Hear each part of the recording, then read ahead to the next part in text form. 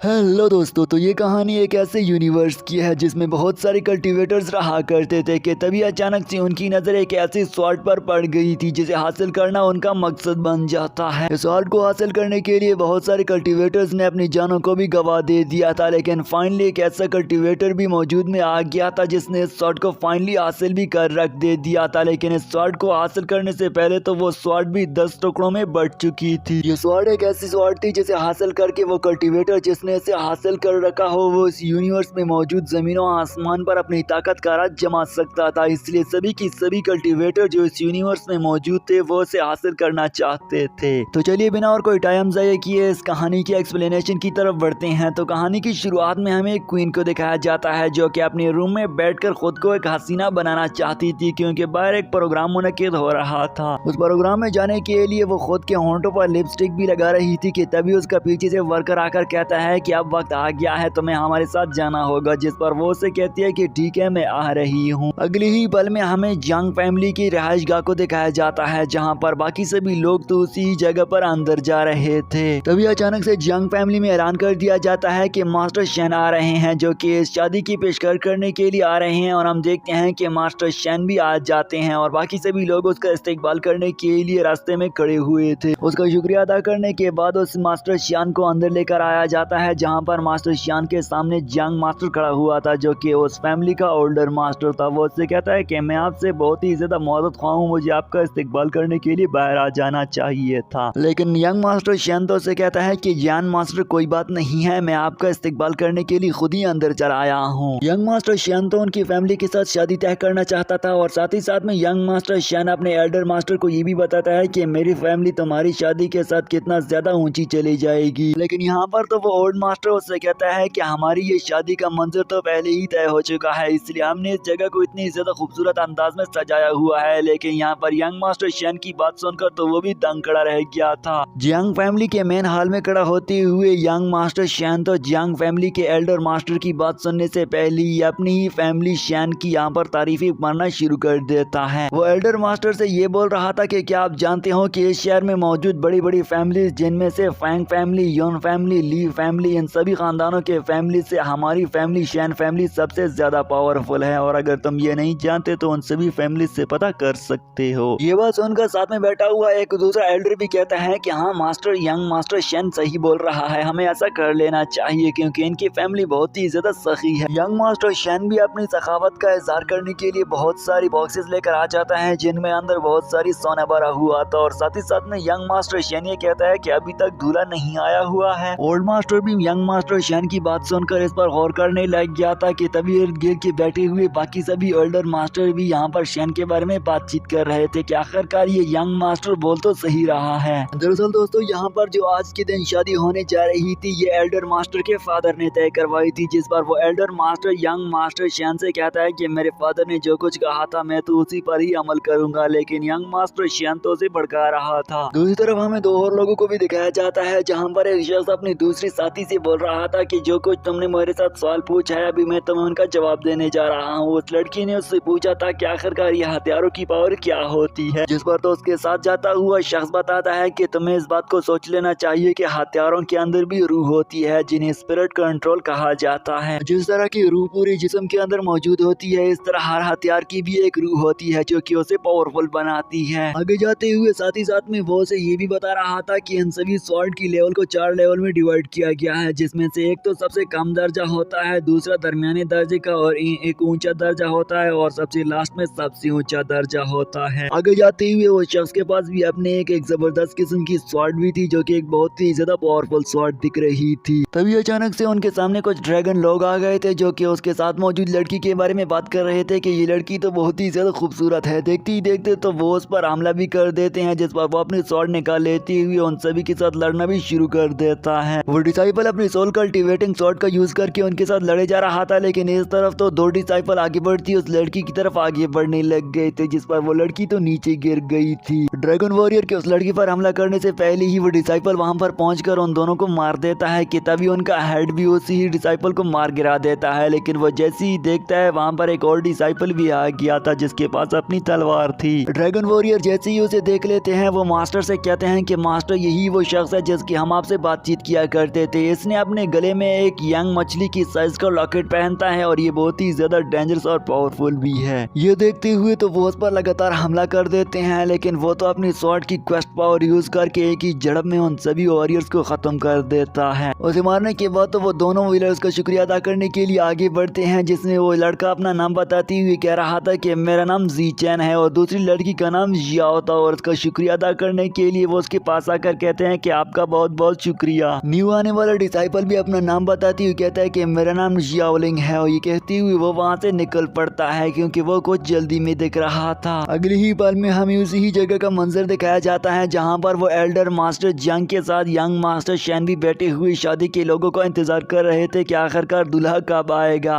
वहाँ पर मौजूद बाकी सभी एल्डर्स भी यही बात ही कर रहे थे कि आज शादी को बस खत्म ही कर लेना चाहिए, लेकिन हम देखते हैं कि जियाओलिंग तो वहाँ पर फाइट करने के बाद बहुत ही जल्द यहाँ पर पहुँचा गया था, जो मास्टर को ग्रीट करते हुए कहता है कि मैं थोड़ा लेट हो गया हूँ और मैं मुआजरत करता हूँ। चेयर पर बैठा हुआ यंग मास्टर शैन भी पूछता है कि तुम यहाँ पर क्या लेने के लिए आ गए हो, जिस पर वो उसे बताता है कि मैं अपने मास्टर के हुक्म से यहाँ पर मंगनी की रस्म तय करने के लिए आ गया हूँ, जिस पर बाकी सभी लोग भी उसे वेलकम करते हैं। ये जानकर तो वो उसे तोहफा कहने का कह रहे थे कि क्या आपके पास कोई तोहफा है जो मंगनी के लिए लेकर आ गए हो, जिस पर वो मछली के साइज का वही लॉकेट दे देता है, जिस पर वो मास्टर तो देखकर बहुत ही ज्यादा खुश हो गया था। आगे जाते हुए वो लड़का जियाओलिंग कहता है कि मैं जियांग से शादी करना चाहता हूँ। ये बात सुनकर तो यहाँ पर शैन को गुस्सा रहा था, इसलिए वो तो जियाओलिंग पर हमला कर देता है, लेकिन जियाओलिंग ने शील्ड बनाकर खुद को बचा लिया था। लेकिन वो शील्ड तो मिस जियांग ने बनाया हुआ था। ये देखकर तो शैन को कुछ अच्छा नहीं लगता और वो शैन के करीब आकर कहती है कि क्या तुम ये सोच रही हो कि मैं तुम्हारे साथ शादी कर लूंगी, लेकिन ये तो तुम्हारी भूल ही होगी। यहाँ पर दोस्तों वो लड़की शैन फैमिली से शादी नहीं करना चाहती थी, वो इसलिए वो मिस्टर शैन को रिजेक्ट कर देती है। ये देखकर तो मिस्टर शैन बहुत ही ज्यादा परेशान था और साथ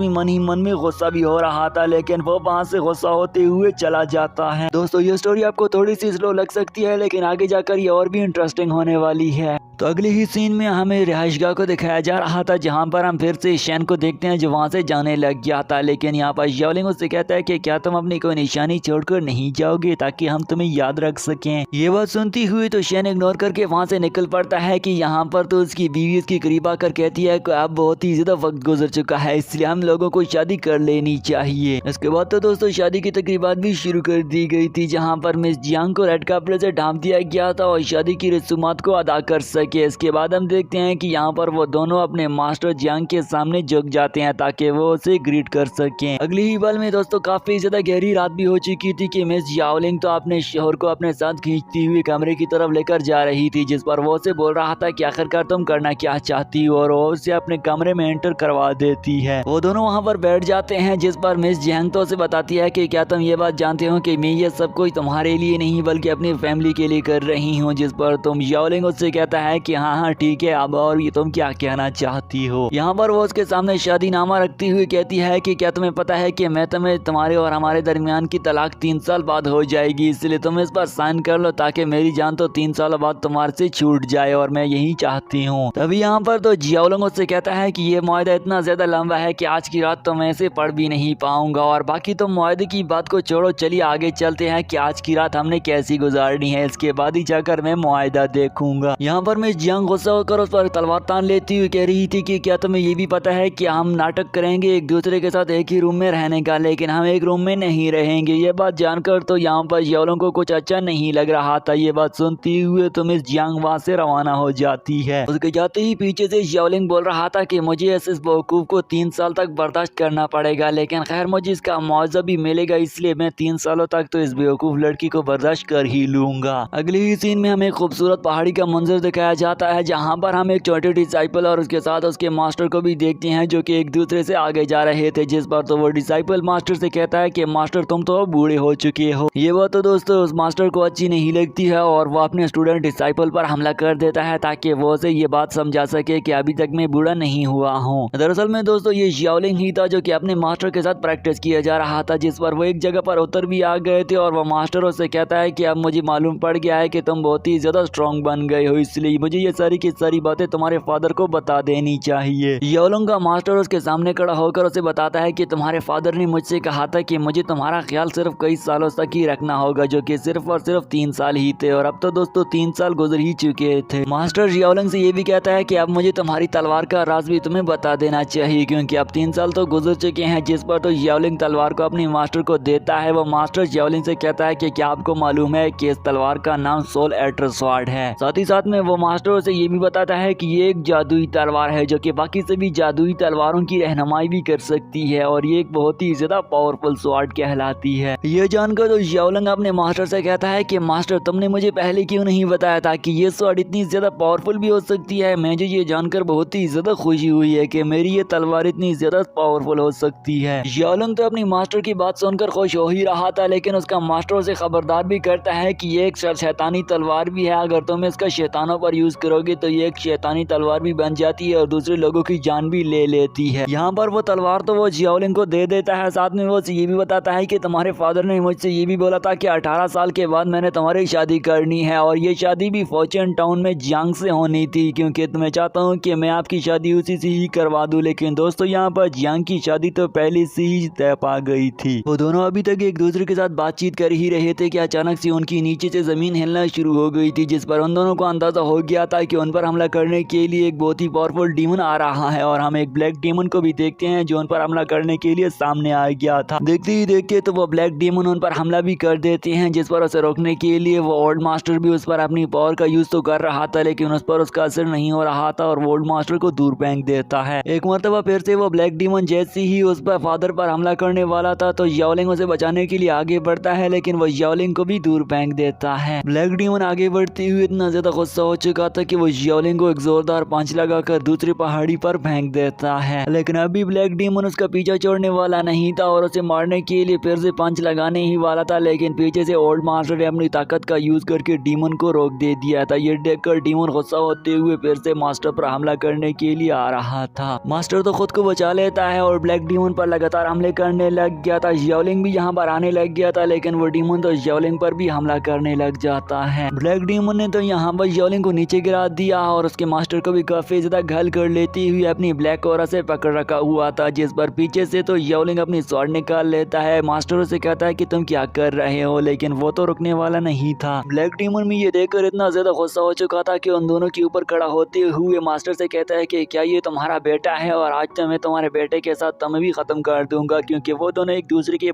काफी ज्यादा पुराने दुश्मन लग रहे थे। याओलिंग भी गुस्सा होते हुए अपनी स्वॉर्ड की पावर को एक्टिव कर देते हुए उस ब्लैक डीमन पर अपने एक स्लैश से हमला करके उसे वहीं पर ही खत्म कर देता है। वो स्वॉर्ड एक डिमोनिक स्वॉर्ड थी, जिस पर देखते ही देखते याओलिंग ने भी अपनी शक्ल सूरत को चेंज कर रख दे दिया हुआ था और अपने मास्टर के सामने खड़ा होते हुए बोलने लग जाता है कि मास्टर आज मैं तुम्हें भी खत्म करके रख दूंगा। तुम क्या चाहते थे कि मैं तुम्हें नहीं मारूंगा, बल्कि आज तुम मेरे ही हाथों मारे जाओगे। याओलिंग तो अपने डिमोनिक वेपन का यूज करते हुए अपने मास्टर पर हमला कर देता है। मास्टर भी उसे रोक लेते हुए याओलिंग पर जोरदार हमला कर देते हुए उसी ऊपर की तरफ वो चाल देता है। दरअसल में दोस्तों यहाँ पर याओलिंग की बॉडी में कोई घूस उतर आ गया था, इसलिए वो मास्टर के खिलाफ हो गया था। मास्टर भी उसी ग्रूट को मार गिरा देते हुए यहाँ पर वो देखता है कि याओलिंग तो नीचे गिर पड़ जाता है और काफी ज्यादा घायल हो चुका था। इसके बाद तो दोस्तों याओलिंग के ऊपर मास्टर खड़ा होते हुए याओलिंग से बोल रहा था कि याओलिंग बेटा बात ऐसी है कि ये जो तुम अपने स्पिरिट का यूज कर रहे हो ये एक बहुत ही ज्यादा रिस्की काम है, इसलिए अभी से तुम्हें ऐसी यूज नहीं करना चाहिए। जब तुम्हारी एज 18 ईयर हो जाएगी तो इसके बाद तुम स्वॉर्ड का यूज कर सकते हो। उसी जगह पर खड़ा होते हुए उन दोनों के दरमियान काफी देर तक बातचीत चल रही थी और ये बात यही थी कि यहाँ पर वो मास्टरों से यही बात ही समझा रहा था कि तुम्हारे फादर ने मुझे मना कर रखा हुआ है कि जिस वक्त तक तुम अपनी एज की 18 ईयर तक नहीं पहुंच जाते हो तुम किसी भी किस्म की खुद को रिस्क में नहीं डाल सकते, और मैं भी यही चाहता हूँ कि तुम भी खुद को किसी भी किस्म की रिस्क में ना डालो। इसके बाद तो यहाँ पर उसके मास्टर ने उसे ही फिश का वही लॉकेट भी दे दिया हुआ था जो कि याओलिंग के लिए बहुत ही ज्यादा यूजफुल साबित हो सकता था। इसके बाद तो यहाँ पर दोस्तों याओलिंग आज़म कर लेता है कि मुझे उन 10 के 10 स्वॉर्ड को ढूंढना होगा जो कि हमारी सबसे बड़ी वाली स्वॉर्ड से अलग हो गई थी, जिसे लोगों ने ढूंढते ढूंढते अलग करवा दे दिया था। और यहाँ पर दोस्तों याओलिंग का भी यही एक ही मकसद बन गया था। इसके बाद सीन चेंज होती ही अगली ही पल में हमें एक कपल को एक रेस्टोरेंट से बाहर जाता हुआ दिखाया जाता है, जिस पर रेस्टोरेंट का मालिक कहता है कि हम फॉर्चून फैमिली के लोगों को ये जगह नहीं देते हैं। वो दोनों कपल फॉर्चून टाउन से ताल्लुक रखने वाले थे, जिस पर वो खुद को इग्नोर करती हुए वहां से निकल आ गए थे कि अगले ही पल आगे जाते हुए उनका सामना एक क्वीन से हो जाता है जो उनसे बोल रही थी कि आखिरकार तुम लोगों के साथ क्या प्रॉब्लम पेश आ रही है। वो कपल उस क्वीन को बताता है कि हमें रिहाइश के लिए किसी जगह की जरूरत थी, लेकिन इन लोगों ने हमें यहाँ से बाहर निकाल दिया है और बोल रहे हैं कि हम फॉर्चून टाउन वाले लोगों को हम अपने रेस्टोरेंट में जगह नहीं देते हैं। ये ये बात जानकर तो वो प्रिंसेस भी थोड़ी बहुत सैड हो गई थी और उनसे कहती है कि 1 मिनट वेट करो, मैं तुम लोगों को पूछा करके बताती हूँ कि आखिरकार तुम लोगों को ये जगह क्यों नहीं दे रहे हैं। जिस पर वो आगे बढ़ती हुए उनका पता करने के लिए आगे चली गई थी। आगे जाते हुए एक न्यू रिहाइशगाह में जहाँ पर पहुँचती है, जहाँ पर वहाँ पर खड़े हुए 2 लोगों में से उसका साथी उससे कहता है कि तुम यहाँ पर बिना इजाजत के कैसी घुस आ गई हो। लेकिन उस रेस्टोरेंट का मालिक ने जैसे ही उस लड़की को देख लिया था वो तो उसे बहुत ही ज्यादा खूबसूरत नजर आ गई थी। जिस पर उसने अपने करीब बुलाया और बताता है कि तुम्हें किस चीज की जरूरत है और हम किस तरह से तुम्हारी हेल्प कर सकते हैं। वो प्रिंसेस उस रेस्टोरेंट के मालिक को बताती है कि मैं यहाँ पर आपके लिए एक रिक्वेस्ट लेकर आ गई हूँ और उसे बताती है कि यहाँ पर 2 लोग हैं जो कि फॉर्चून 10 से आए हुए हैं और वो ली फैमिली की रिहाइशगाह में खुद के लिए जगह ढूंढ रहे हैं, तो क्या आप इन लोगों को जगह दे सकते हैं। प्रिंसेस उसे बता रही थी कि हमें आप ली फैमिली की इजाजत की जरूरत है। ये बात सुनकर तो वो हेड भी उस पर हंसते हुए कहता है कि हाँ जी बिल्कुल, हम क्यों नहीं जगह देंगे। इसके बाद तो दोस्तों वो लड़की उससे कहती है कि क्या आप लोग जानते हो कि ये सारी की जारी जगह अब मेरी हो चुकी है। ये बात जानकर तो वह हेड भी गुस्सा होता हुआ लड़की से बोल रहा था कि तुम क्या बेवकूफ़ की तरह बातचीत कर रही हो और अपने साथी को उस लड़की पर हमला करने का कहता है। लेकिन उन डिसाइपल का हमला करने से पहले ही वो प्रिंसेस अपनी पावर का यूज करके उन्हें हवा में उछाल कर रख देती है और उसके सामने खड़ा होकर बोल रही थी कि अब इन लोगों को कोई भी नहीं देख पाएगा और उन्हें तो गायब कर देती है। अपने डिसाइपल को गायब होता हुआ देखकर वो भी पीछे हटने लग गया था और उससे कहता है कि तुमने कौन सी ताकत का यूज किया है कि तुमने इन्हें गायब ही करवा दिया है। वो लड़की उसी ही हेड को भी अपने पास बुलाते हुए पावर का यूज करके हवा में उछाल कर खड़ा कर देती हुई कह रही थी कि क्या आप मेरे हुक्म पर अमल करेंगे वरना मैं तुम्हें एक गोली दे दूंगी और वो तुम्हें बिल्कुल ही गायब करवा देगी। ये बात सुनकर तो वो मास्टर भी वही गोली खा लेता है और नीचे आती हुई उसे ग्रीट करती हुई कहता है कि मास्टर साहब जो भी हुक्म करेंगी मैं आपके हुक्म को बजा लाने की पूरी कोशिश करूंगा। अब तो वो प्रिंसेस भी उस पर हंसने लग गई और तो कहती है कि तुम अब यहाँ से चले जाओ। कि अगली ही सीन में हमें फिर से शाओलिन को जंगल में जाता हुआ दिखाया जाता है, जहाँ पर उसी के पास वही शैतान आ गया था जो उसे बोलता है कि तुमने अपनी खूबसूरत रात को बर्बाद कर दिया है। शाओलिन उसे कहता है कि क्या तुम मुझे बता सकते हो कि पहले शादी के दिन मुझे क्या करना चाहिए। जिस पर तो वो उसे कहता है कि मैं तुम्हें बता तो दूंगा, लेकिन शाओलिन यहाँ पर फिर से उसे तलवार दिखाने लग गया था। जिस पर वो खुद के सर को पकड़ कर कहता है कि पुरसुकून हो जाओ, बल्कि मुझे अपने स्वॉर्ड से ना मारो। आगे जाते हुए वो दोनों एक ड्रैगन सोल को भी देख लेते हैं, जिस पर वो शैतान से बताता है कि क्या तुमने पैच से पहले कभी ड्रैगन सोल देखा हुआ है और इसके बारे में क्या तुम जानते भी हो। साथ ही साथ में वो उसे ये भी बताता है कि ये ड्रैगन सोल तुम्हारी किसी भी किस्म की जादुई हथियार ढूंढने में आपकी हेल्प कर सकता है और आपके लिए तो ये बहुत ही ज्यादा हेल्पफुल साबित हो सकता है, क्योंकि दरअसल दोस्तों शाओलिन को उसी स्वॉर्ड की तलाश थी और उस स्वॉर्ड की पावर दोस्तों इस वक्त 10 स्वॉर्ड की पावर में चेंज हो गई थी। इसलिए शाओलिन किसी की हेल्प लेते हुए उन 10 के 10 स्वॉर्डों को ढूंढना चाहता था। लेकिन शाओलिन उस ड्रैगन सोल को इसलिए हासिल नहीं करना चाहता था क्योंकि वो जियान फैमिली का था और वो नहीं चाहता था कि वो जियांग फैमिली का मकरूज बन जाए। लेकिन हम देखते हैं कि वो शैतान सिर्फ आदमी तो उसके पीछे बातें करने लग गया था, क्योंकि वो भी उसे नुकसान पहुंचाना चाहता था। अगली ही सीन में हमें फिर से जियांग फैमिली की उसी ही 2 लोगों को दिखाया जाता है जिसके लिए मिस लियू ने जगह खरीद ली हुई थी और वो उसको शुक्रिया अदा कर रहे थे। वो मिस्टर जी और उसके बाकी दूसरी साथी से कह रही थी कि आपको ऐसा कर लेना चाहिए कि सबसे पहले सहन को अच्छे से साफ कर लो, क्योंकि ये थोड़ा सा खस्ता हाल है। ये सुनते हुए तो वो लड़की वहाँ से चली जाती है। उस रेड कपड़ों वाली प्रिंसेस का नाम तो मिस यू था, जो कि तमाम पर उस डिसाइपल को वो बहुत ही ज्यादा प्यारी दिख गई थी, इसलिए वो नहीं चाहती थी कि वो उसे खो दे। लेकिन जियांग फैमिली के उस शाओलिन डिसाइपल के साथ तो उसकी शादी हो गई थी, लेकिन 3 साल बाद उसकी शादी अब खत्म होने जा रही थी, इसलिए वो इसके बाद इस मास्टर से शादी करना चाहती थी। अगली सीन में हमें जियांग फैमिली का मंजर दिखाया जाता है, जहाँ पर प्रिंसेस आती हुई अपने मास्टर को बता रही थी कि शैन फैमिली हम पर राज करना चाहती है, इसलिए शैन फैमिली ये चाहती है कि वो हमारे साथ शादी के ताल्लुकात कायम कर ले। लेकिन यहाँ पर तो जियांग फैमिली का वो मास्टर्स पर गुस्सा होकर कहता है कि अब कोई फायदा नहीं है, हमें इस बात पर बहस नहीं कर लेनी चाहिए, क्योंकि हमने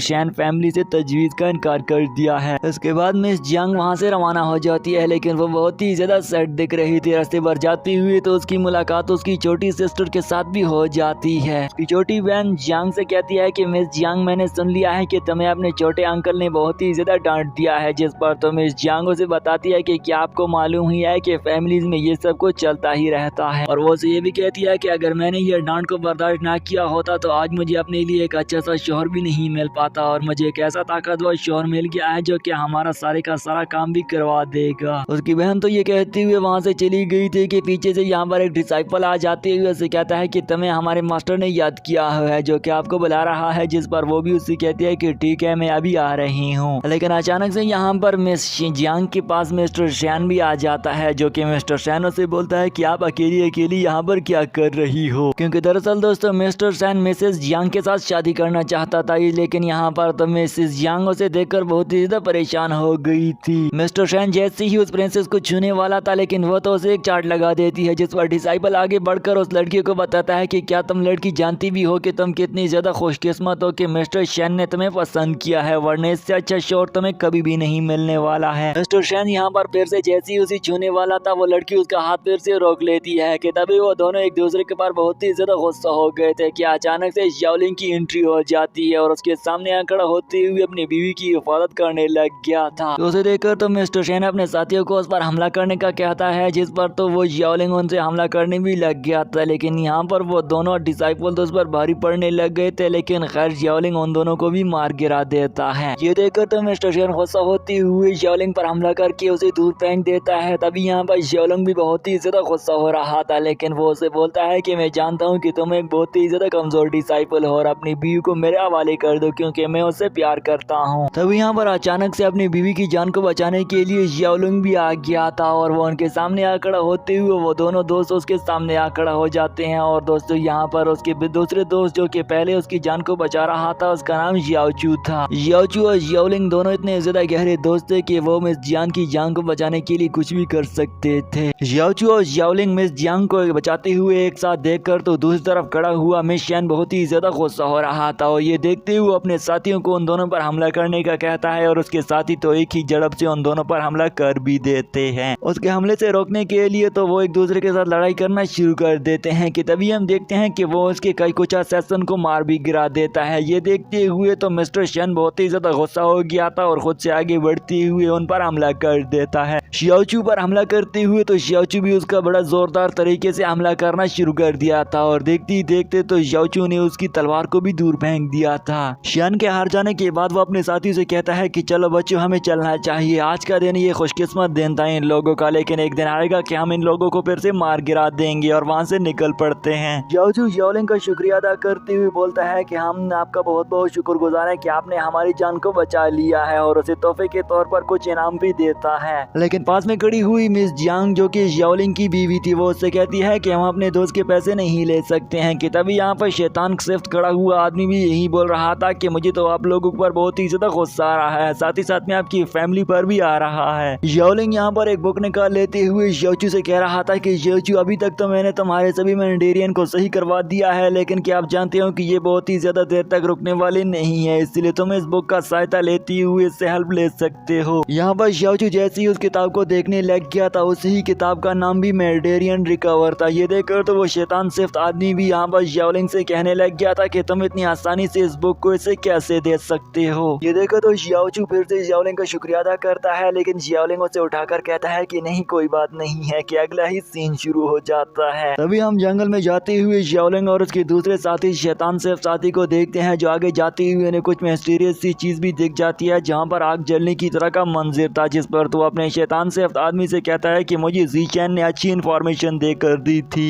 इसके बाद वो दोनों फिर से आगे रवाना हो ही गए थे, लेकिन यहाँ पर एक और लड़की भी आ गई थी जो कि ये बोल रही थी कि तुम यहाँ पर मेरी दोस्त की कैसे मुस्तहिक हो सकती हो और तुम तो यहाँ पर उसके साथ शादी करने के भी मुस्तहिक नहीं हो। ये कहते हुए तो वो फिर से याओलिंग को ढूंढने निकल पड़ती है, लेकिन वो देखती है कि याओलिंग तो उसे कहीं भी नहीं नजर आ रहा था, क्योंकि याओलिंग ने खुद को एक दरख्त के साथ छुपा रखा हुआ था। कुछ देर तक तो वहाँ पर इर्द गिर्द जाती हुई इर्द गिर्द देखी जा रही थी, लेकिन उसे तो वहाँ पर कुछ ही नहीं दिख पा रहा था कि अचानक से उसे एक तरफ कुछ महसूस हो गया था। वो देखती है कि एक झाड़ियों में से कुछ चीज हिल रही थी, जिस पर उसे अंदाजा हो जाता है कि यहाँ पर वो याओलिंग छुप गया होगा, जिस पर वो अपने सलवार निकाल लेते हुए एक स्लैश अटैक कर देती है। स्लैश अटैक करते हुए वो खुद को सेटिस्फाइड में समझ रही थी और वो ये सोच रही थी कि मैंने तो उसे मार ही दे दिया है, लेकिन आगे जाने पर उसे पता चलता है कि वहाँ पर और कुछ नहीं बल्कि एक टाइगर था। टाइगर को देखकर तो उसकी भी बस आंखें पटी की पटी रह गई थी और अब तो वो खुद को बचाने के चक्कर में लग गई थी, जिस पर टाइगर को देखती ही वो वहाँ से दूसरे बल में भागना शुरू कर देती है। टाइगर भी उसे छोड़ने वाला नहीं था और देखते ही देखते वो भी उसके पीछे आना शुरू कर देता है, लेकिन वो तो उसके बचाने के लिए बहुत ही ज्यादा तेजी से आगे भागे जा रही थी। तभी दूसरी तरफ हम जंगल में किसी और शख्स को भी देख लेते हैं जो कि जंगल में जा रहा था। साथ ही साथ में वो बहुत ही ज्यादा खुश भी दिख रहा था कि अचानक से वो जंगल के मौजूद दरख्त के ऊपर भी चढ़ गया था और गाने गाने लग गया था। वो शख्स बहुत ही ज्यादा खुश दिख रहा था और एक टहनी के ऊपर लेटकर गाने गा रहा था। साथ ही साथ में वो आसमान की खूबसूरती को भी इंजॉय कर रहा था कि दूसरी तरफ हम देखते हैं कि वही लड़की अभी तक भी उस शेर से आगे भागे जा रही थी। वो टाइगर भी उसका पीछा छोड़ने वाला नहीं था और उसके पीछे भागते आ रहा था कि अचानक से उसकी टक्कर एक दरख्त के साथ भी हो गई थी, लेकिन वो घायल होने के बावजूद भी उस लड़की का पीछा छोड़ने वाला नहीं था। आगे भागती हुई तो अचानक से हम फिर से उसी शख्स को देखते हैं जो कि दरख्त में मौजूद था और उसे भी कुछ अंदाजा हो गया था, जिस पर अचानक से वो नीचे भी गिर जाता है। वो शख्स तो जैसे ही होश में आ गया था वो खुद के पास में पड़ी हुई वाइन को पीने लग गया था और कहता है कि मैं कहां पर आ गया हूं, लेकिन जैसे ही उसकी नजर टाइगर पर पड़ जाती है टाइगर भी जोर से उसके ऊपर चिल्लाने लग गया था। लेकिन वो शख्स भी अपनी स्पेल लाइट का यूज करके उस टाइगर को दूर फेंकवा देता है कि ऊपर टहनी के ऊपर खड़ा हुआ याओलिंग ये देखकर हैरान था कि आखिरकार इसके अंदर इतनी ज्यादा पावर कहां से आ गई है। वो शख्स बहुत ही ज्यादा घायल हो चुका था, साथ ही साथ में वो नशे में भी दिख रहा था क्योंकि उसने बहुत ही ज्यादा वाइन पी रखी हुई थी और वो छोटी बच्ची से ऐसे बात कर रहा था कि उससे कहता है कि मुझे और वाइन कहां से मिलेगा। वो लड़की भी उसे बड़ी अच्छी अंदाज में देखी जा रही थी और मन ही मन में सोची जा रही थी कि आखिरकार मेरा वास्ता किससे पड़ गया है। तभी अचानक से उन दोनों को और भी बहुत सारे टाइगर की आवाज सुनाई देती है, जिस पर वो शख्स और छोटी बच्ची से कहता है कि तुम्हें डरने की जरूरत नहीं है, बल्कि मेरा एक स्पेल अटैक इन सभी को मार गिरा देता है कि और भी बहुत सारे टाइगर ने इन दोनों को इर्द गिर्द से घेर रख लिया है। इस तरफ तो वो सभी टाइगर भी अब करीब आंधे हुए उस पर जंप करके हमला कर देते हैं, लेकिन वो लाइट स्पेल का यूज करके उन्हें दूर फेंकवा देता है। लेकिन तभी यहाँ पर अचानक से हम देखते हैं कि याओलिंग ने भी अपनी एंट्री मार देती है और वहाँ पर आने वाले सभी टाइगर्स को मार गिरा देता है, जिस पर बाकी टाइगर भी भाग जाते हैं। वो लड़की भी अपने दामाद को देखकर बहुत ही ज्यादा खुश हो गई थी, जिस पर याओलिंग के करीब आने पर वो पूछती है कि मैंने नहीं ये सोच लिया था कि तुम इतने ज्यादा पावरफुल भी हो सकते हो। याओलिंग जैसे ही उसके टखने को छू लेता है वो लड़की उठ खड़ा होकर याओलिंग से कहती है कि तुमने मेरे टखने को क्यों छुआ, लेकिन जैसे ही वो चेक करती है उसका टखना बिल्कुल ही ठीक था। इस तरफ तो वो दूसरे शख्स का भी शुक्रिया अदा कर कह रहा था कि तुम्हारा बहुत शुक्रिया। इसके बाद वो दोनों वहाँ से रवाना हो जाते हैं, लेकिन पीछे खड़ा हुआ वो शख्स याओलिंग की पावर को देखकर मन ही मन में ये सोचे जा रहा था कि इसने इतने पावरफुल टाइगर को एक ही झड़प में कैसे मार दिया। इसके बारे में तो मुझे पता करना ही होगा। इसके बाद हम फिर से याओलिंग और उस बच्ची को देखते हैं जो कि अब घर आ गई थी और यहाँ पर वो बच्ची याओलिंग से बोलती है कि मेरी सहेली जानकर ये बहुत ही ज्यादा खुश हो जाएगी कि उसका शौहर इतना ज्यादा ताकतवर है। आगे जाते हुए वो बच्ची याओलिंग से ये भी बोल रही थी कि हम अब बहुत ही जल्द शैन खानदान की गुंडागर्दी से छुटकारा पा लेंगे क्योंकि अब तुम बहुत ही ज्यादा ताकतवर बन चुके हो। इसके बाद तो वो लड़की याओलिंग के पास मौजूद उस स्वॉर्ड को भी देखने लग गया था। याओलिंग भी उस लड़की को बताता है कि ये सारे का सारा कमाल इस हेवनली स्वॉर्ड का है जिसे मैंने एक अचीवमेंट के तौर पर अपने पास रखा हुआ है। नेक्स्ट सीन की शुरुआत में हम याओलिंग और याओयुन को अपने घर की तरफ आता हुआ देखते हैं, जहाँ पर रात भी काफी ज्यादा गहरी हो चुकी थी और वो दोनों जैसे ही वहाँ पर पहुंचा गए थे उनका सामना तो याओयुन के अंकल के साथ हो जाता है। उन दोनों को देखते हुए याओयुन का अंकल उनसे कहता है कि तुम दोनों इतनी गहरी रात क्या कर रही हो, और वो उनसे बोलता है कि आखिरकार तुम इतने ज्यादा लेट क्यों हो गए हो। ये सुनते हुए तो याओयुन अपने अंकल को बताती है कि अंकल मैं जंगल में जा ही रही थी कि अचानक से मुझ पर किसी मॉन्स्टर ने आकर हमला कर दिया था कि मेरी किस्मत बहुत ही ज्यादा अच्छी थी कि याओलिंग ने आकर मेरी जान को भी बचा लिया। यहाँ पर याओयुन अपने अंकल को ये भी बोल रही थी कि आज के बाद तो ये हमारी सानेन लॉबी बनने वाले हैं। ये सुनते हुए तो अंकल गुस्सा होते हुए याओयुन से कहता है कि क्या तुम बेवकूफी की तरह बातें किए जा रही हो, ये शख्स हमारी फैमिली का नहीं बनने वाला है और ना ही हम इसे अपनी फैमिली का हिस्सा बनने देंगे। और वो काफी ज्यादा गुस्सा भी देख रहा था। ये सुनते हुए तो याओयुन भी वहाँ से चली जाती है। तभी वो अंकल उसके सामने खड़ा होते हुए उससे यही बोल रहा था कि क्या तुम्हें फैमिली के मैनर के कुछ पता नहीं है कि तुम कितनी ज्यादा लेट आ गए हो। ये सुनते हुए तो वो भी उसे कुछ भाव नहीं देता और वहाँ से चला जाता है, लेकिन पीछे से वो अंकल काफी ज्यादा गुस्सा दिख रहा था। लेकिन यहाँ पर तो दोस्तों याओलिंग इसलिए जा रहा था कि उसे काफी ज्यादा भूख लगी हुई थी कि अगली ही सीन में अब देखते हैं कि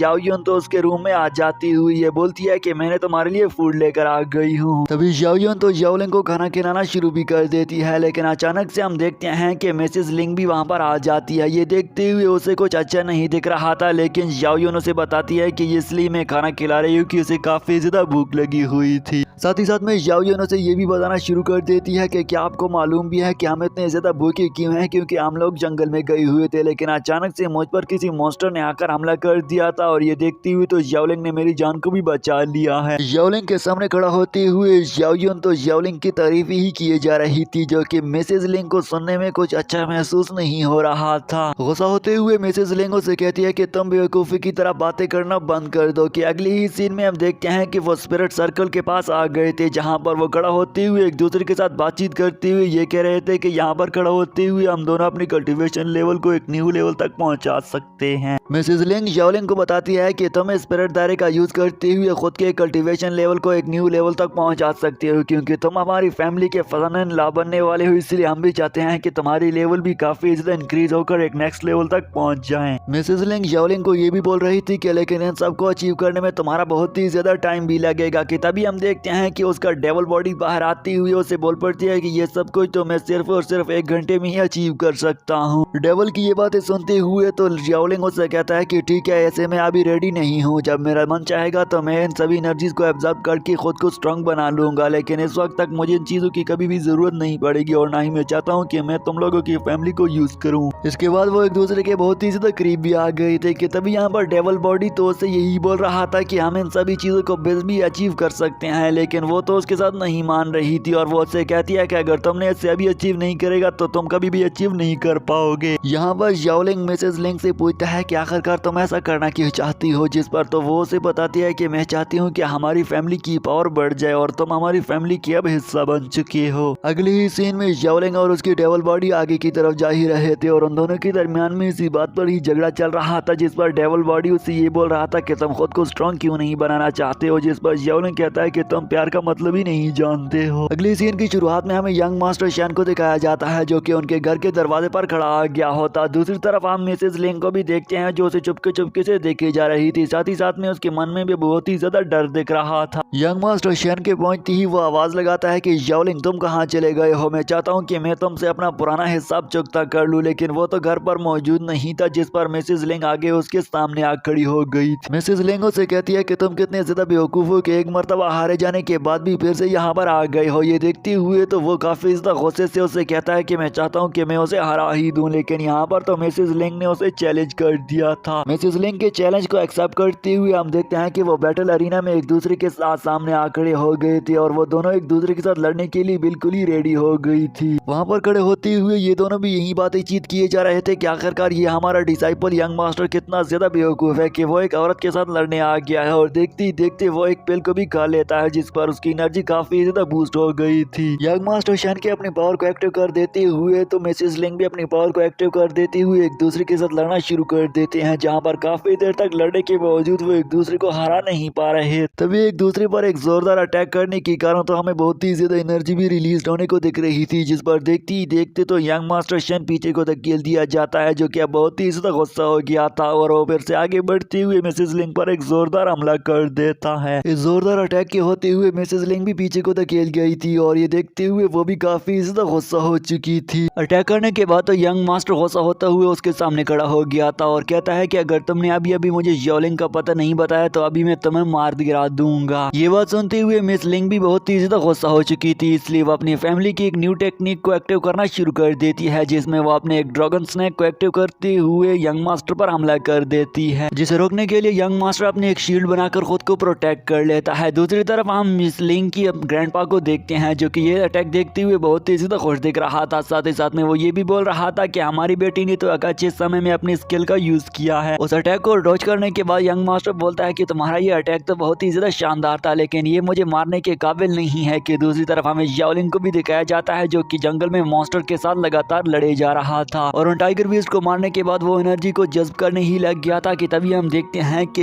याओ यू यहाँ कर आ गई थी, जो कि उसे भागती हुई बताती है कि हमारी बीवी पर किसी ने आकर हमला कर दिया है। ये देखते हुए तो वो भी मिसेज लिंग को बचाने के लिए आने लग गए थे और यहाँ पर बाजार में जाते हुए वो किसी को लोगों को भी ये बात करते हुए सुन लेता है कि उन्होंने उनकी लिंग पर हमला कर दिया है। ये देखते हुए तो वो जल्दी जल्दी से उसी तरफ भागना शुरू कर देता है ताकि वो जल्द अज जल्द वहाँ पहुँच सके। अगली बार हम देखते हैं कि जहाँ पर यंग मास्टर याओलिंग जैसे ही हमला करने के लिए आगे बढ़ रहा था, याओलिंग भी वहाँ पर पहुँचा कर उसे रोक लेता है। दूसरी तरफ वो खड़ा हुआ एल्डर मास्टर उनसे कहता है कि तुम इससे माफी मांग लो। ये बात तो यंग मास्टर शैन को और भी ज्यादा गुस्सा दिला देता है, जिस पर वो कहता है कि मैं इससे माफी मांग लूं, तुम लोग बेवकूफ बन गए हो। यंग मास्टर शैन जैसे ही आगे बढ़ती हुई याओलिंग पर हमला करने वाला था, लेकिन यहाँ पर एल्डर मास्टर शेंजू आकर उसे रोक लेती लेते हुए कहता है कि तुम नहीं कर सकते हो ऐसा और मैं तुम्हें मार दूंगा। ये सुनते हुए तो यंग मास्टर शेन बहुत ही ज्यादा गुस्सा हो रहा था, लेकिन यहाँ पर एल्डर मास्टर शेंजू भी रुकने वाला नहीं था और फिर उसे लात मारकर कहता है कि तुम शाओलिंग से माफी मांग लो। लेकिन वो तो शाओलिंग को लगातार गाली दी जा रहा था और वो माफी मांगने के बजाय उसे गालियां ही दिए जा रहा था।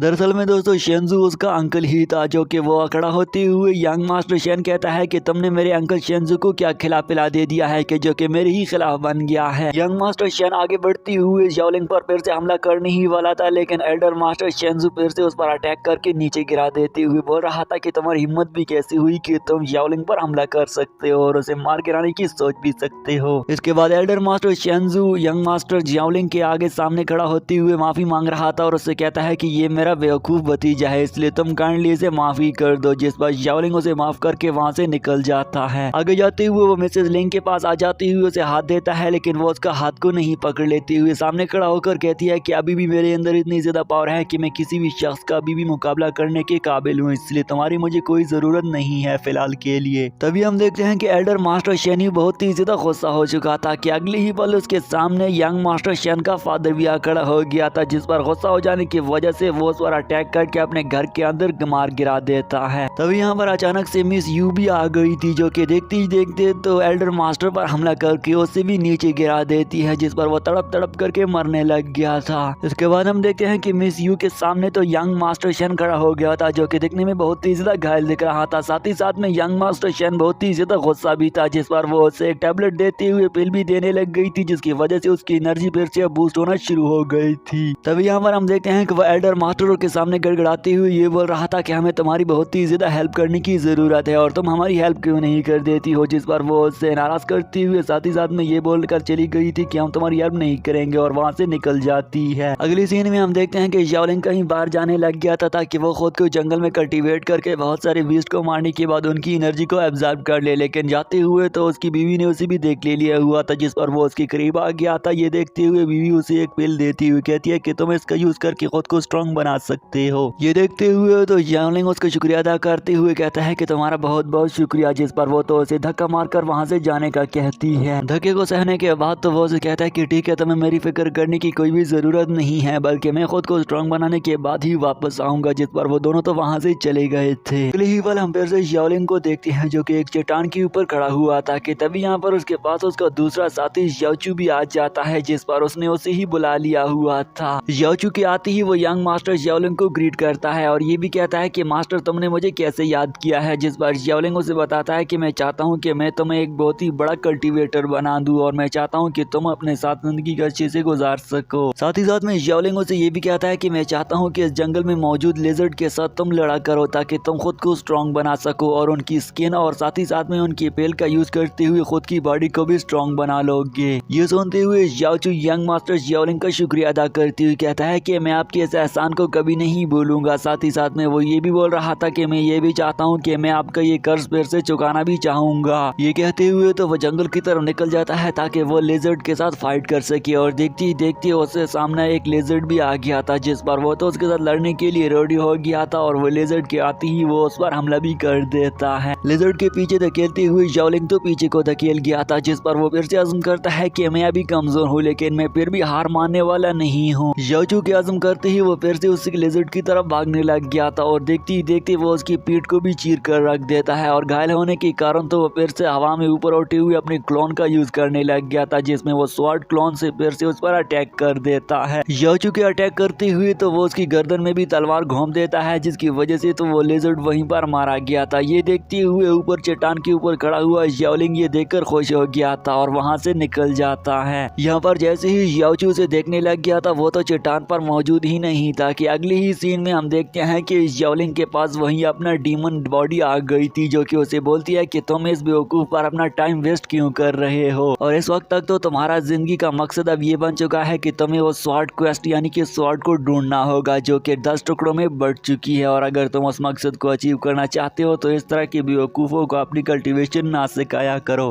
शाओलिंग उसे बताता है कि वो मेरा दोस्त है और मैं अपने दोस्त पर अपनी जान को भी कुर्बान कर सकता हूँ। ये सुनते हुए तो उसकी डेविल बॉडी उस पर हंसने लग गई थी, जिस पर तो शाओलिंग उससे पूछता है कि मैं जानता हूँ कि तुम्हारा तो कोई दोस्त ही नहीं होगा। ये सुनते हुए तो उसकी डेविल बॉडी शाओलिंग से कहती है कि ना मुझे किसी दोस्त की जरूरत है क्योंकि मैं खुद पर इतना ज्यादा ज़्यादा प्राउड फील करता हूँ। साथ ही साथ में मेरे अंदर इतनी ज़्यादा पावर है कि मैं अपने खुद को प्रोटेक्शन करने के लिए मुझे किसी भी दोस्त की ज़रूरत नहीं पड़ेगी। तभी ज़ाओलिंग एक पाउडर छिड़कता है जिसकी बू को सूंघते हुए तो वहाँ पर बहुत सारे लेजर्ड आ गए थे जो कि उन दोनों को इर्द गिर्द से घेर लेते हैं कि तभी हम देखते हैं कि उसकी डेवल बॉडी की पावर भी उसके स्वॉर्ड में ट्रांसफर हो गई थी और देखते ही देखते वो एक अटैक करके उन सभी मॉन्स्टर डीमंस को वहाँ पर खत्म करवा देता है और साथ ही साथ में उन लेजर्ड भी खत्म हो गए थे, जिस पर वो उनकी एनर्जी को कंबाइन करते हुए अपने स्वॉर्ड के अंदर डालने लग गया था, जिस पर उसकी एनर्जी तो आसमानों को भी छूने लग गई थी और हम बहुत सारे थंडर अटैक्स देख रहे थे। उस एनर्जी की वजह से हम देखते हैं कि वहाँ पर मौजूद जमीन भी धीरे धीरे करके ऊपर की तरफ उठने लग गई थी और ऐसा दिख रहा था कि अभी इसमें से कोई अच्छी सी स्वॉर्ड निकल आ जाएगी, जो कि ज़ाओलिंग भी उसी ही किस्म की तलाश था। तभी अचानक से हम देखते हैं कि वहाँ पर एक बहुत ही पावरफुल स्वॉर्ड निकलना शुरू हो गई थी। साथ ही साथ में ऊपर आसमान में भी थंडर अटैक हो रहे थे, जिस पर उनकी एनर्जी जमीन को चोती हुए स्वॉर्ड निकल आ गई थी, जिस पर ज़ाओलिंग के उन्हें देखते ही वो मन ही मन में सोचे जा रहा था कि मुझे जल्द अज जल्द इसे अचीव करना होगा, वरना इलाके के बाकी सभी लोग इसे देख लेंगे और वो भी इसे अचीव करने के लिए भागते दौड़ते चले आ रहे होंगे। दूसरी तरफ हम देखते हैं कि लिन फैमिली के लोगों ने भी उसे देख लिया हुआ था, साथ ही साथ में उनके लीडर ने भी उसे देख लिया था, जिस पर वो अपने साथियों से कहता है कि जल्द अज जल्द हमें इसे अचीव करने के लिए जाना होगा। ऊपर इमारत पर खड़ी हुई मिशू को भी हम देखते हैं जो ये कह रही थी कि मुझे भी अपने फैमिलीज को बताना होगा ताकि हम भी इसे स्वॉर्ड को हासिल कर सके। कि दूसरी पल हमें याओचू की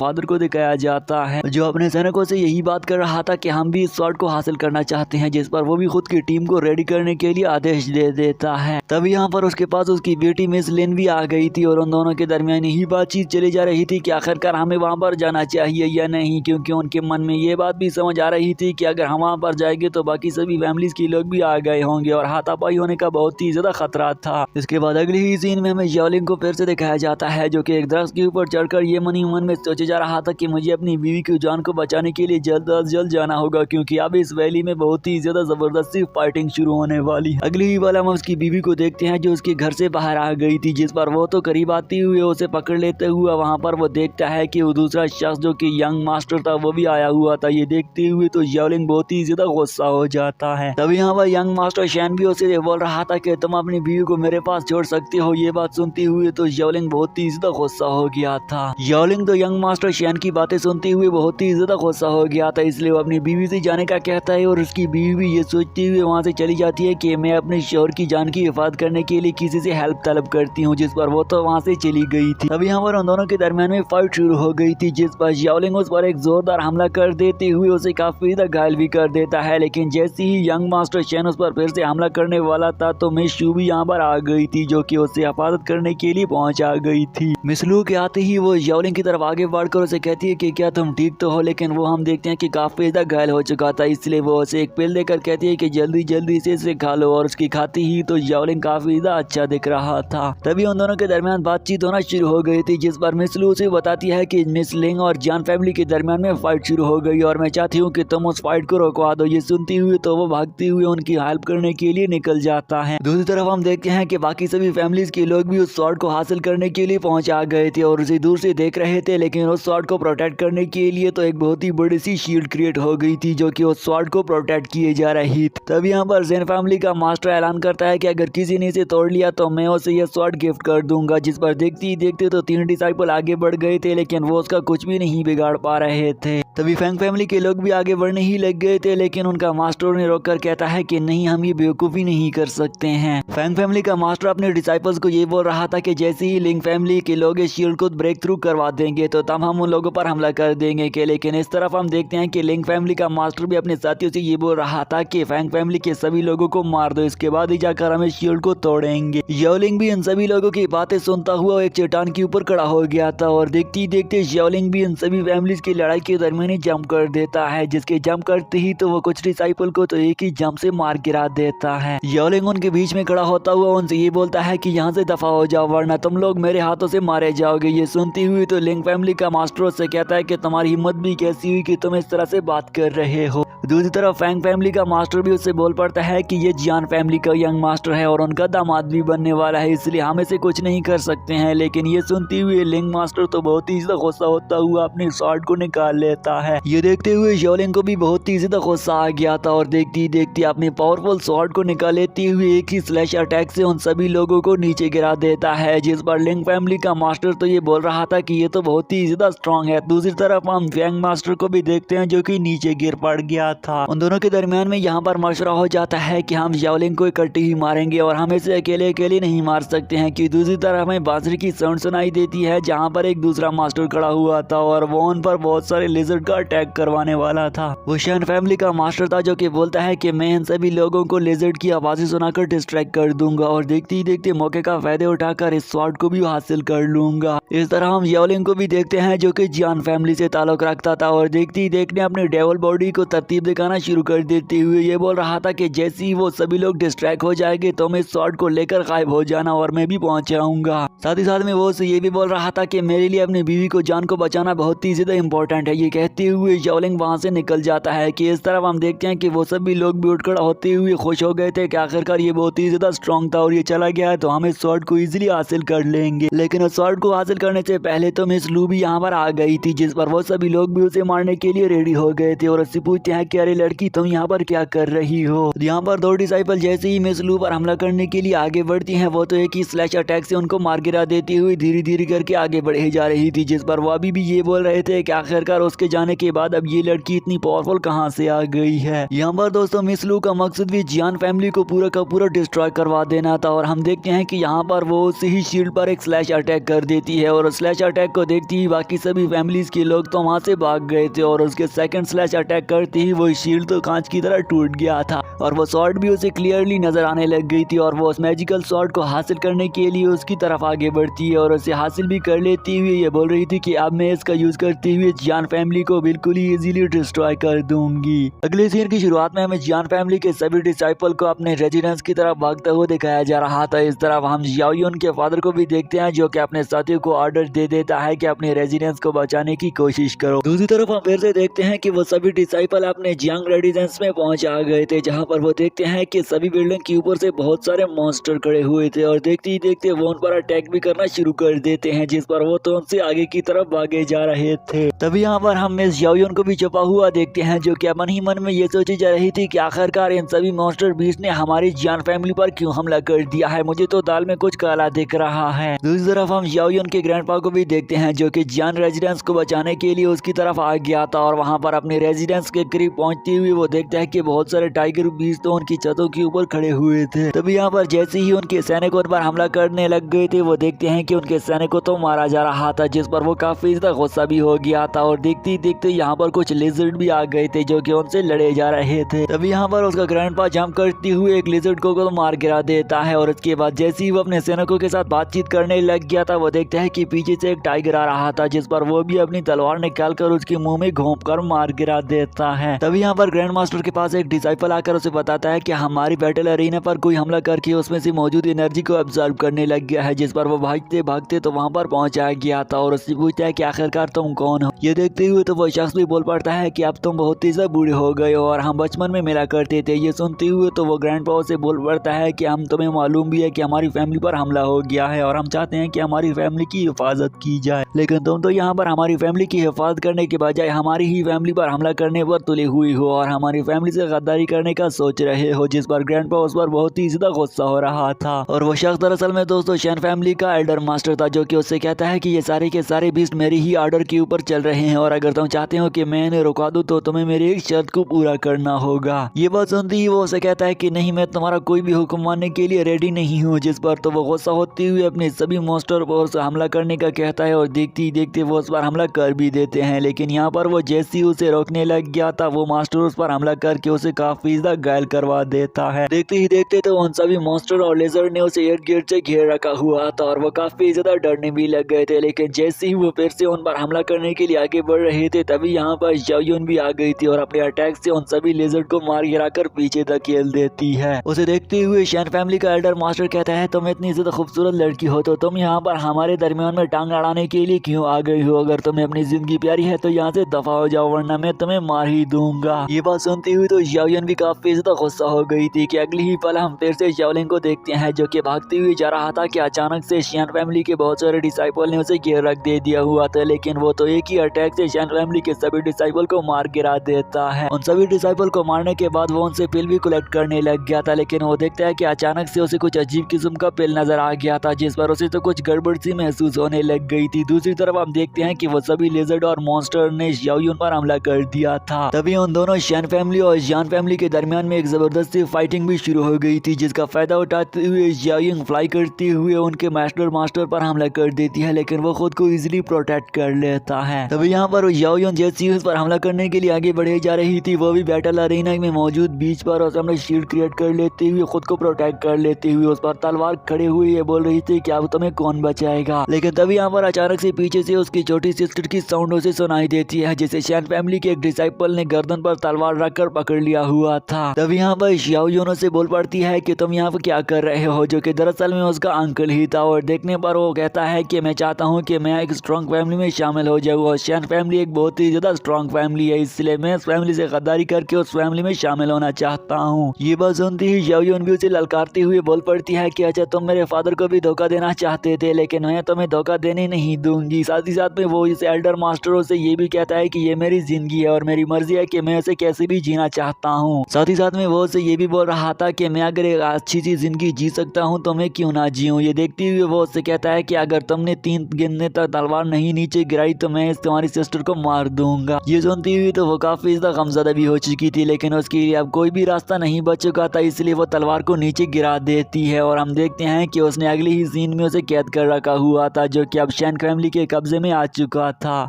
अगली सीन की शुरुआत में हम देखते हैं कि ज़ाओलिन की छोटी सिस्टर को तो जियांग फैमिली का एक डिसाइपल अपने साथ लेकर जाने ही वाला था, लेकिन उसने तो उसकी गर्दन पर तलवार भी पकड़ रखी हुई थी, जिस पर ज़ाओजुन उससे कहती है कि तुम इसे नहीं लेकर जा सकते हो, जिस पर वो उसे धमकाती हुई कहता है कि अगर तुमने मुझे रोक लिया तो मैं तुम्हें मार दूंगा। तभी यहाँ पर अचानक से हम देखते हैं कि ज़ाओचू भी आ गया था, जो कि उस पर हमला करती हुई उसे दूर फेंक देता है, जिस पर वो काफी ज्यादा घायल भी हो चुका था और उसकी छोटी सिस्टर को अपने साथ लिए हुए वहां से रवाना हो जाता है। तभी यहाँ पर वो उसे ये भी बताती है कि मेरी सिस्टर काफी ज्यादा खतरे में है, इसलिए जल्द से जल्द हमें वहां जाकर उसकी जान को बचाना होगा। लेकिन जाने से पहले हम देखते हैं कि पीछे से तो एक दूसरा मास्टर भी निकल आ गया था। वो दरअसल में शैन फैमिली का एल्डर मास्टर था, जो कि वहां पर मौजूद औरत के साथ कुछ बुरा करने का सोच रहा था, जिस पर ज़ाओचू ने भी उसे देख लिया हुआ था और उसे कहता है कि तुम इतने ज्यादा घटिया इंसान भी हो सकते हो जो कि किसी औरत के साथ ऐसा भी कर सकते हो। ज़ाओचू गुस्सा होते हुए उस पर एक जोरदार हमला भी कर देता है, जिस पर वो तो रूम में पीछे को धकेल दिया गया था, लेकिन वो भी अब गुस्सा हो चुका था और हार ना मानते हुए उसके साथ लड़ना शुरू कर देता है। लेकिन लड़ते हुए तो ज़ाओचू फिर से उसे दूर फेंक देता है। तभी अचानक से यहाँ पर ज़ाओयुन को भी होश आ गया था, जो कि आते हुए उस पर फिर से हमला कर देती है और लगातार ही एक दूसरे के साथ फाइट किए जा रहे थे। वो सभी तो एक दूसरे के साथ काफी देर तक लड़े जा रहे थे, लेकिन अचानक से हम देखते हैं कि वो एल्डर तो उस ज़ाओचू पर हमला कर देते हुए उसे काफी ज्यादा घायल भी कर देता है और उसे नीचे भी गिरा देता है। ये देखते हुए तो ज़ाओचू अपनी छोटी सिस्टर ज़ाओजी से कहती है कि तुम जल्दी जल्दी से जाओ और अपनी ग्रैंडपा की जान को बचाने के लिए पहुंच जाओ, हम इसे खुद ही देख लेंगे। जिस पर हम देखते हैं कि ज़ाओचू की उसे लड़ाई शुरू हो जाती है। दूसरी तरफ हम देखते हैं कि उसकी छोटी सिस्टर ज़ाओजी भी अपनी ग्रैंडपा के पास पहुंचा गई थी, जहां पर वो अपने ग्रैंडपा को देखती है, जो कि काफी ज्यादा घायल हो चुका था। जिस पर वो तो उसे कहती है कि ग्रैंडपा आप कैसा महसूस कर रहे हैं। वो तो उसे बताता है कि मैं बिल्कुल ही ठीक हूँ और हमें जल्द से जल्द ज़ाओलिन की जान को बचाना होगा। साथ ही साथ में हमें उस बैटल अरीना में मौजूद उस एनर्जी की ऑरा के पास भी पहुंचना होगा, जहां पर शैन फैमिली का एल्डर पहले से ही पहुंचा गया है। अगली सीन की शुरुआत में हम फिर से देखते हैं कि वो दोनों तो वहां पर पहुंचा गए थे, जहां पर हम ज़ाओचू और ज़ाओलिन को देखते हैं, जो कि उस बैटल अरीना में मौजूद ऑरा के करीब आ गए थे और वो वहां पर शैन मास्टर को भी देखते हैं। शैन फैमिली का मास्टर तो उनसे कहता है कि तुम दोनों बिल्कुल बहुत ही ज्यादा लेट हो गए हो और अब तो तुम्हारे आने का कोई भी फायदा नहीं है। जिस पर वो एक पिल निकाल लेते हुए खुद की एनर्जी को भी बूस्ट करना शुरू कर देता है, ताकि वो अपनी एनर्जी के ऑरा का यूज करना शुरू कर दे और वो उन दोनों को इजीली हरा दे, क्योंकि अब उससे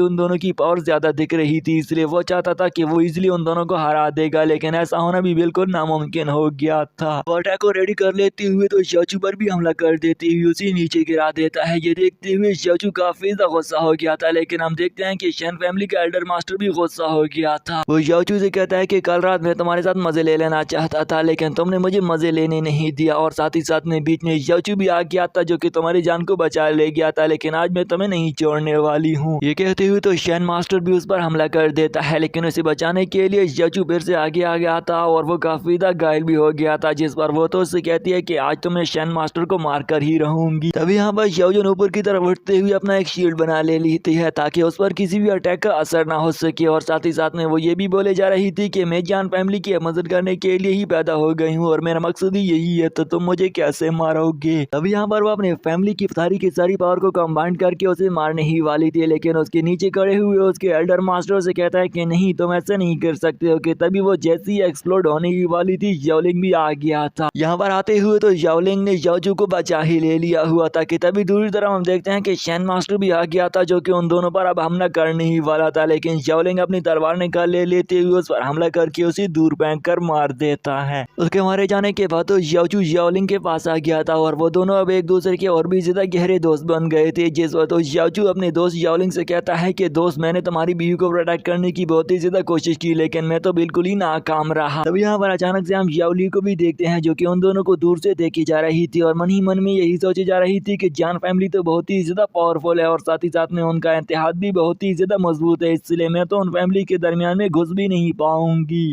मिस लू को यहाँ पर आने का अपना ही मकसद था और वो इसलिए आई थी ताकि वो याओलिंग को मार सके, और हम देखते हैं कि यहाँ पर उसने एक फेल दे दिया हुआ था याओचू को, जो कि देखते ही देखते याओचू तो याओलिंग का मुखालिफ बन गया था। याओचू के अपने दोस्त याओलिंग के मुखालिफ हो जाने की वजह से तो ये सारे का सारा असर उसी ही पिल की वजह से हुआ था, जो कि उसे मिस लू ने दे रखा हुआ था। और देखते ही देखते वो गुस्सा होते हुए अपने दोस्त के मुखालिफ होते हुए उसकी पीठ में भी अपनी तलवार घूम देता है, जिसकी वजह से तो वो घायल होते हुए वहीं पर मारा जाता है। ये देखते हुए तो याओयुन बहुत ही ज्यादा गुस्सा हो रही थी, साथ ही साथ में परेशान भी दिख रही थी और याओचू से कहती है कि आखिर तुम्हारी हिम्मत भी कैसी हुई कि तुमने अपने दोस्त को भी मारने की हिम्मत कर ली है। लेकिन यहाँ पर देखते ही देखते तो मिस लू भी उसके पास आ जाती है, जो कि उसे बताती है कि ये सब कुछ तो मैंने किया है और इसे मैंने खुद ही अपने कंट्रोल में करवा दिया था। साथ ही साथ में वो याओयुन से ये भी बोल रही थी कि मैं जानती हूँ कि तुम्हारी बॉडी भी कितनी ज्यादा पावरफुल है, और हमें उसकी बॉडी से एनर्जी भी बाहर आते हुए दिख रही थी। कि वो उसके पास करीब जाती हुई उसके फेस को छूती हुई कहती है कि मैं तुम्हारी बॉडी की इंपॉर्टेंस को जानती हूँ। मिस लू की बातें सुनती हुई याओयुन तो काफी ज्यादा गुस्सा हो रही थी। कि तभी यहाँ पर वो से ये भी बताती है कि मैं जानती हूँ कि तुम कोई इंसान नहीं हो, बल्कि मुझे तो तुम किसी डीमन या शैतान की तरह ही दिख रही हो। ये बात सुनती हुई तो मिस यू से कहती है कि हाँ, अब तो मैं तो मेरी हकीकत का पता चल ही गया है, लेकिन अब तो मैं तुम्हें मार दूंगी तो तुम मेरे किस तरह से सीक्रेट को रिवील करोगी। लेकिन यहाँ पर जैसे ही मिस यू उस पर हमला करने के लिए आगे बढ़ती है, तभी यहाँ पर याओलिंग की डबल बॉडी भी आ गई थी, जो कि उसे तलवार छीन लेती है। जिस पर तो मिस यू से कहती है कि तुम कौन हो और यहाँ पर क्या कर रहे हो। तभी वो डबल बॉडी उन सभी के सामने होती हुई ये बोल रही थी कि याओलिंग तो अब मारा गया है और मेरी बॉडी तो उसके बॉडी के साथ जुड़ी हुई थी, लेकिन आज से तो मैं बिल्कुल ही आजाद हो गया हूँ और अब तुम्हारी शामत का वक्त भी आ चुका है। तभी यहाँ पर मिस लू उस पर गुस्से से हमला कर देती है और अपनी चार्मिंग टेक्निक का इस्तेमाल करती है, लेकिन वो उस टेक्निक को इजीली डॉज करके उसे पीछे धकेल देता है। और पीछे धकेल लेती हुए वो उससे कहती है कि मैं नहीं जानती कि तुमने मेरे इस पावरफुल अटैक को कैसे रोक लिया है। ये सुनकर तो वो भी उसे कहने लग गया है कि मैं कोई इंसान का बॉडी नहीं हूँ, बल्कि मैं एक डेविल बॉडी हूँ, इसलिए तुम्हारा कोई भी अटैक मेरी स्वॉर्ड और मेरी पावरफुल खुद के सामने कुछ भी नहीं कर पाएगा। तभी यहाँ पर मिस लू भी गुस्सा होती हुई अपनी डिमोनिक पावर को एक्टिव करना शुरू कर देती है, जिस पर हम देखते हैं कि वह खुद की एक बहुत ही ज्यादा स्ट्रॉन्ग शील्ड बना लेती हुई उसकी डेविल बॉडी पर हमला कर देती है। ये देखते हुए डेविल बॉडी भी हमला करने को रोकने की कोशिश तो कर रहा था, लेकिन वो उस हमले को रोकने में नाकाम हो गया था और वो तो नीचे गिरकर घायल हो गया था। लेकिन यहाँ पर भी दोस्तों याओलिंग की डेविल बॉडी हार नहीं मानती और देखते ही देखते हम देखते हैं कि वो फिर से उसी ही डेविल गर्ल पर हमला कर देती हुई, जिसकी वजह से वहाँ पर हमें बहुत ही बड़ा सा ब्लास्ट देखने को मिलता। हमला करने के बाद तो वो ऊपर की तरफ उठ खड़ा होती हुई बहुत ही ज्यादा खुश दिख रहा था और ऊंची ऊंची आवाज में ये बोले जा रहा था कि ये लड़की तो बहुत ही ज्यादा बेवकूफ थी और ये सोच रही थी कि ये मुझे मार देगी, लेकिन मैंने तो अपने एक ही स्लैश अटैक से इसे डिस्ट्रॉय करके रख दिया है। लेकिन तभी हम देखते हैं कि मिस लू की डेविल बॉडी तो फिर से जनरेट हो गई थी, जिस पर देखते ही देखते हम देखते हैं कि वो फिर से उसी ही डेविल बॉडी पर हमला कर देती है। लेकिन अचानक से हम याओलिंग को भी देखते हैं, जो कि उन दोनों पर अटैक करके वहां पर आ गया था। ये देखते हुए मिस लू काफी हैरान खड़ी रह गई थी और उससे पूछती है कि आखिरकार तुम फिर से कैसे जिंदा हो गए हो, जिस पर हमें पास्ट का सीन दिखाया जाता है, जहां पर हम याओलिंग को याओचू के साथ देखते हैं। तभी वहां पर हमने फ्लैशबैक सीन में देखा था कि याओलिंग ने जैसे ही याओचू के कंधे पर हाथ रख दे दिया था, तो तभी उन दोनों को कुछ एनर्जी से महसूस हो रही थी और उन दोनों को इस बात का यकीन आ जाता है कि आखिरकार हमारे साथ कुछ बुरा होने वाला है, इसलिए वो पहले पहले से ही प्लान बना कर रखते हैं। लेकिन तभी यहाँ पर अचानक से हम देखते हैं कि याओलिंग उसके सामने खड़ा होकर कहता है कि तुम्हारा बहुत बहुत शुक्रिया कि तुमने मेरी उस स्वॉर्ड को लाने में हेल्प कर दी है, जिसे मैं हासिल करने के लिए हजारों सालों से मेहनत किए जा रहा था। और अपने डेविल बॉडी स्वॉर्ड की पावर को निकाल लेती हुई अपनी बॉडी के अंदर फिर से समा देता है ताकि वो खुद की उस कीमती डेविल बॉडी को जाया ना करे। ये सारा माजरा देखते हुए हम देखते हैं कि वो